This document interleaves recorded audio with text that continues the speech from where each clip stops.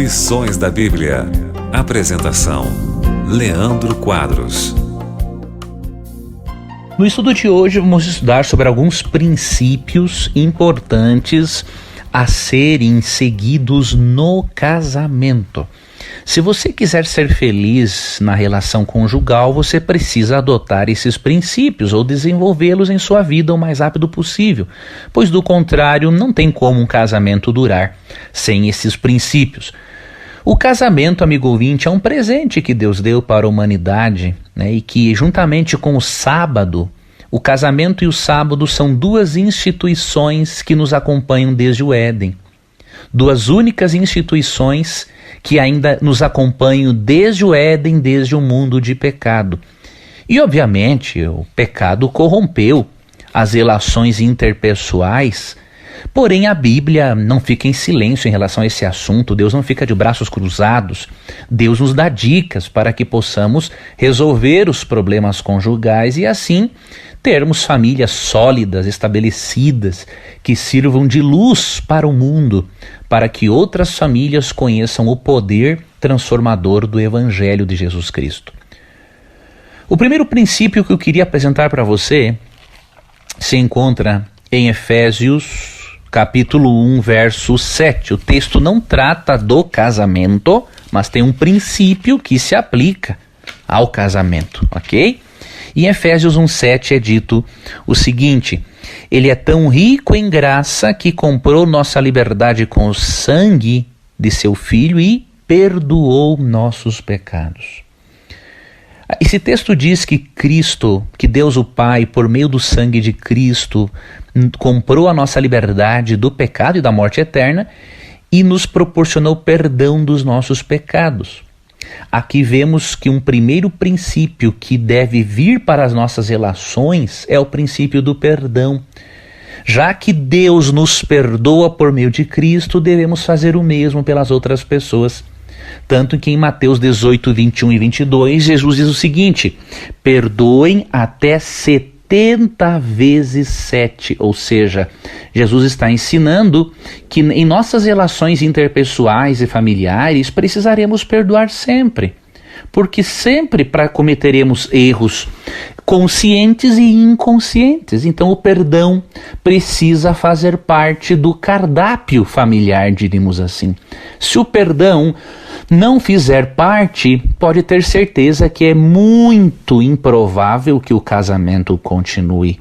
E vocês vão viver num constante inferno. Então é muito importante aprender a perdoar, esvaziar o coração de mágoas, pedir a Deus que liberte você das mágoas, pedir a Deus que lhe ajude a não viver mais no passado, mas focar agora no presente, no futuro glorioso que vocês poderão ter juntos e com a ajuda de Deus. Quem vive de passado é museu, e você não é um museu, você é um filho, é uma filha de Deus, então pare de viver no passado.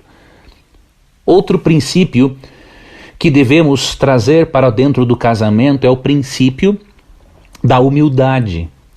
Em Filipenses 2, 3 a 11, aprendemos este princípio com a pessoa de Jesus, e Paulo pede que esse princípio da humildade seja presente na igreja de Filipos. E ele precisa estar presente também no nosso casamento. O apóstolo Paulo em Filipenses 2, capítulo 2, versos 3 em diante, diz assim: não sejam egoístas, nem tentem impressionar ninguém. Sejam humildes e considerem os outros mais importantes que vocês. Não procurem apenas os seus próprios interesses, mas preocupem-se também com os interesses alheios. Tenham a mesma atitude demonstrada por Cristo Jesus. Embora sendo Deus, não considerou que ser igual a Deus fosse algo a que devesse se apegar. Em vez disso, esvaziou-se a si mesmo, assumiu a posição de escravo e nasceu como ser humano. Quando veio em forma humana, humilhou-se e foi obediente até a morte e morte de cruz. Veja que exemplo maravilhoso. Assim como Cristo, sendo Deus, não se apegou a isso, mas se esvaziou, se humilhou para morrer por nossos pecados, nós também devemos ser humildes, não é? E não devemos ser egoístas pensando apenas em nós mesmos. Precisamos considerar os interesses dos outros e precisamos, em certos momentos, nos humilharmos diante dos outros, assim como Cristo o fez, para poder nos salvar. Então, este princípio da humildade, da submissão, também deve fazer parte do casamento. E um terceiro princípio: aceite que você é casado com um pecador e com uma pecadora. Romanos 3,23 diz: todos pecaram e carecem da glória de Deus. Ou seja, você precisa aceitar que você casou com um pecador, com uma pecadora, que tem traumas como você, que tem danos emocionais como você, que tem dificuldades espirituais como você. Você tem que se acostumar com isso. Independente da pessoa com a qual você se casasse, você iria passar também por problemas, porque a outra pessoa também é pecadora. Então aprenda a conviver com as falhas. Não é aceitar, é conviver sem ficar obcecado pelas falhas dos outros, até porque você tem as suas e precisa dedicar mais tempo no trabalho das suas falhas. Aprenda a conviver com essas falhas e lembre-se que se Deus nos aceita como somos e nos dá tempo para melhorarmos e para crescermos, devemos fazer o mesmo pelas pessoas que estão conosco, especialmente pelo nosso cônjuge.